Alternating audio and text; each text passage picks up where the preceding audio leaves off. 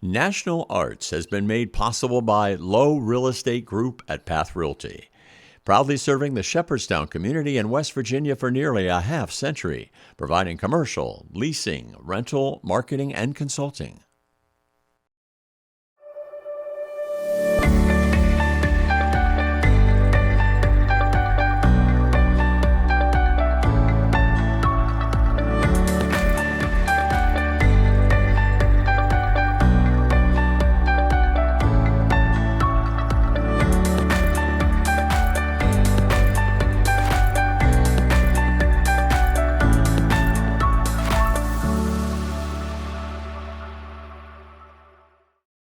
Hi, I'm Mike Baker, and welcome to National Arts. On this program, we're going to meet celebrated artist Diana Suttenfield. Diana is a prominent artist who's exhibited all over the world. Diana's art has been included in over 100 regional, national, and international juried and invitational exhibits, including Pastel Society of America, Miami International Exposition, Baltimore Watercolor Society, the Maribel Gallery in Chicago, and Butler Institute of American Art. In 1993, her work was selected to represent the United States through the U.S. Department of State Art and Embassies Program, a very high honor indeed. A permanent collection of Diana's work is right here at Studio 105 in Shepherdstown, West Virginia. I hear she's here today. Why don't we go in and take a look?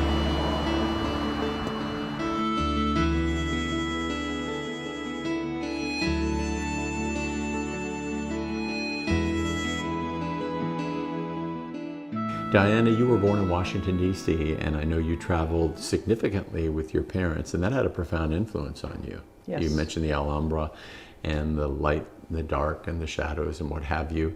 Even from an early age, that you carried that with you most of your life? Mm-hmm. That's pretty amazing. Yes, I can't explain why the impressions were so strong and why they are still with me.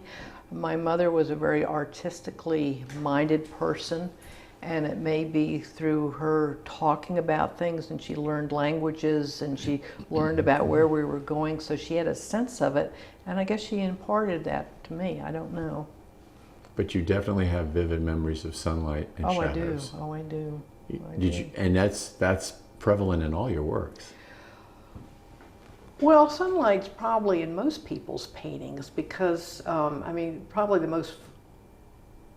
Unless you do a nocturnal. Was but even Edward Hopper. That's a magic who moment, said that all he was trying to do was paint light on the side of a building.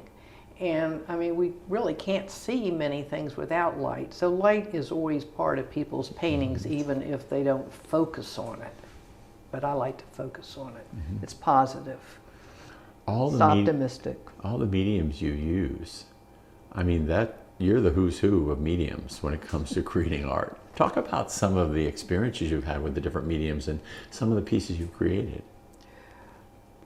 Well, I think there was kind of a natural evolution. I didn't set out to work with color pencils for so long and then something else and something else. It was maybe as my own interest or my own knowledge broadened, I wanted to stretch myself some more. I mean, the most natural, easy thing that we all deal with is using a pencil. And so I would start using pencils, and then from a pencil to a felt tip marker. So I had a little bit more drama between the black felt tip. And then at some point I wanted to pull in some color. So I started using color pencils, and I think I was one of the first people in the area to be using color pencils. There were no books, instruction, or anything. I just did it. And at some point, the color pencils, I needed something a little stronger, more full of vitality, and I wanted something bigger, and so I thought, I'll try working with watercolors. And the experiences with watercolor was interesting because there was one man at Shepherd, this is 1972, and he was going to be teaching a watercolor class, and I signed up for it. And 6 other people and myself, 7 of us, just showed up for the class. And we had a little art supply store in Shepherdstown. So Regis had a list of the watercolors to get and the paper to get and everything, and we all trotted down the street to get the colors. And we showed up the next day expecting him to be dramatic and show how to do watercolors. And he said, go out and paint. He said, just see what you can do on your own. He said, just remember that watercolors are fluid. They have their own life. See what you can do with it. And I always thought that was one of the best instructions I'd ever had, was just go out and do it. And originally had started working on beautiful pastel-y colors, creamy pinks, creamy blues and everything, and some of that color of the paper would show through the pastels. And I think it was about 1991, 92, someone had given me a black sheet of pastel paper. And I pinned it up on the wall in my studio. And I just couldn't imagine doing anything on black paper. It just, why would you want to do anything on black paper? Because the way I had been working all my years was working from white to dark. But if you're working on black paper, you're working from dark to light, and it just didn't make sense to me. So the paper hung on the wall for several weeks, and sometimes around Memorial Day, I get very depressed. I get very angry for reasons that we can go into or not go into, but anyway, personal reasons. And I just thought, darn it, I'm going to go down there and I'm going to work on that black paper and make the darkest, blackest, most depressing painting I can think of, just to work it out of you. Work it out. Well, at that time I had a full set of pastels, and I picked out, it's just an incredible blue. It's like a cobalt and a cerulean blue together. It's just a magnificent blue. And I thought, this blue on that black paper will be just a really awful, ugly thing. And that'll be my starting point. So I whipped the chalk across the paper. I said, my God, that's beautiful. Do you still have that? No. But it intrigued me to see that dynamic contrast between this fantastically brilliant blue and that black paper. So I picked up, different colors and whipped them across, and I thought, this is amazing. And what I found was that it was not difficult for me to work from dark to light. One of the things I try to do when I'm creating a painting or starting to figure out what I'm going to paint is I like having diagonals. I like having things balanced. I like this pointy area playing off that pointy area. I like this line coming down and then a line and then another line going back. And as I keep saying, the reason I love acrylics so much is that since I've learned to work with them enough that I'm getting a texture, I mean, some people look at them and don't know they're acrylics, that I can build up and build up and build up. And I can erase something. Like this whole area was much bigger, but it didn't have an interesting zigzag pattern that I was trying to create. As I said, I started this painting several years ago, and I had wanted the idea, again, going back to the title, Effects of Moonlight, picking up on the suggestion of a little bit of water, the suggestion of a little bit of sunlight of moonlight up here. Of course, the light on the hay bales being nice and fuzzy, and a little highlight here and the light up on the barn. And for several years, I did not feel that the painting was complete. It was missing something. It was missing a foil. It was missing the little aha moment. And several months ago, the aha moment came when I put this little streak of white back here, well actually it's gray, that gives the suggestion that the moonlight is also reflecting on that. This is a totally new direction for me. Until maybe the last year, all my paintings dealt with things, landscapes outside of my own home. There was never anything personal in them. And several years ago, I decided that I had some interesting objects that I thought I'd like to work into a painting. And one of the objects, which is in my studio all the time, is a little vase with this sunflower. The vase became very important to me because somewhere else in my house, I have a photograph that my father took of me when I was 5 years old, standing at the top of some steps with my hands on my hip. And this is what I still do. So it's a very natural movement for me. And several months ago, when I started realizing that that's what this vase looks like, the hands are on the hips, so that I could make a painting of this vase and the flower, and it kind of was me. So I'm really part of the painting. The flower itself, years ago in Martinsburg, used to be a 5 and dime store, and they had a big sale as they were going out of business because all the stores were closing up, and I bought a handful of these big artificial daisies. Oh, actually, I guess it's a sunflower. I don't look at it, it's a flower, it's a shape. It's a shape that I can work in either colors or shape with other shapes. It's not a flower. But last summer, my husband had grown some tomatoes and was very pleased with his BLT sandwiches that he made. And, you know, it was just sort of a whimsy. I thought, well, I'm going to put that in a painting. And so it's a very personal story, but it could be for anybody. I had wanted to work on a painting that had lots of black in it. I wanted to work on a painting that had pink on it, and I wanted to play this yellow-green off it. So the painting kind of evolved, but it seemed sort of natural because the curtain's mine, the curtain holder is mine, the glasses are mine, the tablecloth is mine, my little vase standing there with my hands on my hip, and a little tribute to the BLT. I was driving to Martinsburg one morning. It might have been 7:30, 7:45. The sun had just come over the mountains, and the field was full of hay bales, and the sun hit the end of a hay bale. I said, my God, that's it. That's how I can paint a hay bale.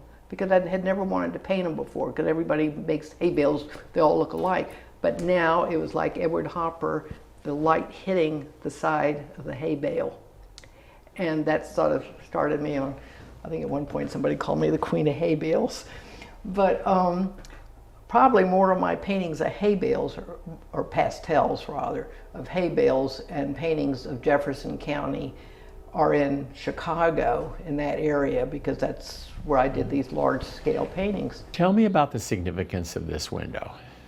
When you look out, what does it offer you? For several years, I didn't have the freedom that I used to have, which was getting in the car and driving wherever I wanted to. I was pretty much tied to home because I was taking care of my mother's estate. And I probably did think, well, what am I going to paint now? Because I wasn't going out in the community looking at hay bales and barns and roads, which I love to paint. And it was one of those days when the light was perfect. The sun must have been up for several hours, and it was casting shadows, light on my boxwood hedge, and the hedge created shadows. And suddenly, looking out my own window, which I'd done for a number of years and not paying any attention to it, I saw that there were possibilities. there were shapes. I love to deal with shapes. I like shadows. Shadows come across and connect this shape with that shape. And I realized, looking out the window, that I could create paintings without having to go out into the fields. And the window offered me a new way of looking out because I'm inside, I'm not out in it. And so from that became a series of, I call them interiors, exteriors. I'm inside looking out, and it's positive. What sometimes made some of these paintings negative was that I would paint the window panes, which sort of became like a grill or something that could stop you from going out. And I do a lot of thinking when I paint, and I do a lot of thinking that I can't express in words. But I like that interaction of being in, looking out. I like the feeling that I get, well, is the window keeping me in or is it letting me out? These things, I don't know that people looking at my work are going to sense that or feel it or question it, but it gives me reasons to keep painting. And that's why, another reason why I came to like acrylics so much is that the acrylics afford me the freedom to change paintings within less than an hour because the acrylics dry so quickly. So I'm constantly moving things about. A tree that's here might go here, a barn that's here is going to go there. It might be a big barn, it might be a little barn. And I couldn't do that with oils. I couldn't make those changes. And it's pretty much the way I am in real life with my garden. I put a bush here and maybe next year I'll dig it out. I'm constantly working with relationships. And this window was really what started it because I was just looking out the window like a person would do without thinking that I could use this as a subject matter, as a foil, a way for me to approach a different kind of landscape painting. My paint area works for me. It's small, but it gives me an area I can move on this end of the table, I can move in front of the painting, in front of the table, or I can move to the far side. I can quickly get on the other side to get some distance from my paintings. And I have my paints not organized in any way that would mean anything to anybody else, but it works for me. I have my reds and pinks in one area and my yellows and golds and my blues. I'm particularly partial to blues, so they have their own little area. As I said earlier, I can't teach classes because I've developed some very bad habits. I let my brush stay in the water all night. But it works for me, and sometimes the muddy water creates an interesting color that I hadn't planned on. A painting that I've just started working on a week or so ago, I'm confronting my father. I'm confronting my father's death. And so the painting has very personal items in it, a tennis cup that he won in 1928, a little bear that he gave me the day after he beat me up the night before. And I'm not painting out of vengefulness or anger. I think I'm trying to put together his life in relation to my life. Someone looking at the painting, they're not going to know that. You know, they're going to see it as a painting that has a book and a vase and a flower and things, and they won't know the story behind it. And it's that painting that's right there that I'm working on. But black is the unifying force, I think, for me behind it, because I have lots of black feelings about a lot of things in my past. But I don't paint it, I don't use the black to be, you know, heavy or angry or judgmental. It's just the black sets off colors beautifully. I really just love it by itself. The painting that I'm working on now, it's a two section painting. It's called Matisse Goldfish and Path to the New Pond. And in the last year or so, I've been reading a lot about Matisse and studying his paintings. And he had several wonderful paintings of big bowls with goldfish in them. And so it's kind of my tribute to him. The Path to the New Pond was my way of telling my husband that I'm going to have a new pond out here with goldfish in it. And what I find interesting about creating the painting is how do I pull these different things together? And that's the fun for me in painting. The black column coming down is a unifying force with the black column where the goldfish pond is. But what I've been doing in the last few years, and why I love this interior-exterior, is that I'm pulling in personal items. The chair is a chair that was in the library when we lived in North Carolina. The blue screen was my grandmother's that her mother bought in Paris in the 1890s. A pillow is a little French pillow with my cat on it. And the amaryllis is the center of it all. And that red color is pulling both sides together. And the amaryllis I started painting several years ago when I realized I didn't have to look at it as a flower per se. It's a shape, it's a color. And I've just been waiting every year now. I wait for wintertime to come so I can collect my amaryllis. And I also am painting sunflowers. It's a fakey sunflower from McGorry's. So it works as a device. And there's a wonderful expression, a wonderful phrase that Matisse said, a good object can be a good character in many paintings. And that's what I'm finding. So my characters are the amaryllis or the sunflower. This particular painting is called Hollyhocks, Amaryllis, and Agonites, because several weeks ago outside my window was all yellow flowers. The hollyhocks come from a child set, which I still have, and of course the amaryllis. So it's kind of an interesting way, I think, of and I ended up mixing colors and getting colors that I had never done before. The color behind the pink column is, I can't quite get over it. I don't know what to do with it. I've invented a color for me and I don't know what to do with it.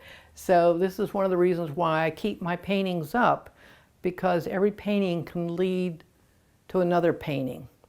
I can see, oh, I've got the yellow ground over there. Well, I can pick that up and put it somewhere else. And so I think the paintings in my studio play off of each other. It's not that I think they're beautiful and wonderful and I can't live without them, but they become sort of educational. Well, I tried this, it doesn't work, let me try it in another way. That's why I keep my work around, because I may do something in one painting that'll help me with another painting, whether it's a new color that I've mixed, whether it's an arrangement, whether it's a theme I want to carry through. I don't have an attachment to my paintings. I don't call them my children. Some artists call their work their children. Well, these aren't, they're paintings. And they're supposed to go out into the world. But a lot of them stay here, and that's fine. I wish I had more space because it's analytical. It isn't admiration. I mean, I did say that I like one painting because I ended up with a color combination which I had never done before, and it pleased me that I'm still learning. And there was an interview in Art News many years ago about older artists. And older artists, and some of them were artists I never heard of, said that when they got to a certain age, they felt free. They felt free that they could paint whatever they wanted to paint any way they painted. Now, most of those painters were people who had established themselves. Well, I can't say I'm an established artist, but I do feel that I can paint whatever I want to paint. I don't have to keep painting hay bales. When I showed at a gallery in Chicago for 17 years, looking back on it, I didn't realize how much pressure there was to produce the river scenes or the hay bales or the landscapes and everything for their clients. And now I don't have those kind of clients, and I'm not really selling that much artwork, so I don't feel beholden to anybody. I can paint what I want to paint. And if it doesn't make sense, and it's, for some people it's been a bit of a problem because they're used to my landscapes and they don't understand what I'm doing. They can't, it's like they don't want to allow me to change from landscapes to the paintings with amaryllis in them. But it doesn't matter, you know. I'm probably painting more for myself than I am for anybody else. Thank you for joining us on National Arts. Until next time, remember, art was meant to be appreciated, so you be a part of it.